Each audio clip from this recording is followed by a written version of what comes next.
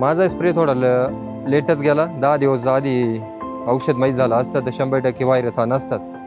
पुढं मुळं 5-10% आहे व्हायरस, तो पण नसता.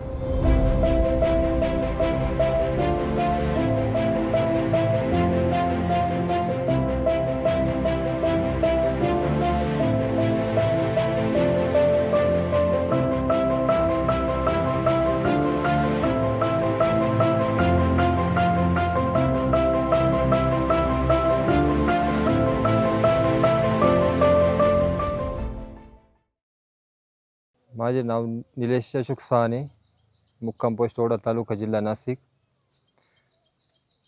तर प्लॉटची लागवड आहे ही 3 एप्रिलची. 3 एप्रिलला लागवड केली आहे. त्याच्यानंतर स्प्रे तर काय रेग्युलर म्हणजे पावडर खतं चालूच होते. मग नंतर सरांचं मार्गदर्शन भेटलं.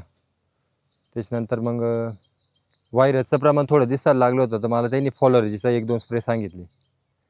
फॉलर्जीचा म्हणजे पहिल्या स्प्रेमध्ये मला बऱ्यापैकी कवर वाटलं प्लॉट. तर त्याच्यानंतर मी रिपीट एक स्प्रे घेतला. त्याच्यात बी काळोखी बिळोखी एकदम मस्त आली. त्याच्यानंतर परत खालून पण गेला ड्रिपनी. साधारण कोणत्या स्टेजमध्ये व्हायरस आला होता? पंजाब जायच्या अगोदर, म्हणजे पहिल्या 15 दिवसाचा सुरुवातीचा शेंडा काढल्यानंतर. तो स्प्रे जर अगोदर घेतला असता ना, बऱ्यापैकी मी व्हायरस हा नसताच. तर फॉलरजी फवारल्यानंतर काय काय फरक जाणवला तुम्हाला प्लॉटमध्ये? फरक म्हणजे ना, आता उत्पन्नात बी म्हणजे पहिले मी दिसाड खोडायचो. ते स्प्रे घेतल्यानंतर आहे ना, सेटिंग बी मस्त झाली आणि जो शेंडा व्हायरस होता तो पण काळोखी निरावला. त्याच्यात बी सेटिंग व्हायला लागली. तर डेली खोडतो मी. तर 20-25 कॅरेट निघायचं, तर आता 35, 40, 45 आणि 50 पण गेले. आणि मार्केटमध्ये पण विकायला जरा म्हणजे फास्ट विकलं जातं. काळोखी वगैरे क्वालिटी. हां, फुलकळीला सेटिंग विटिंग चांगली झाली. आणि व्हायरस म्हणजे मेन म्हणजे ना, व्हायरसच्या शेंडा चांगला निघाला, काळोखी बिळोखी. आणि शेतकऱ्यांना सांगू इच्छितो एकदा ते ट्राय करायला पाहिजे.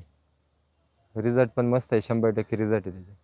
तर आता मी माझ्याच गावामध्ये 4 जणांना सांगितलं, तर त्यांची प्लॉट एकदम क्लिअर झाली.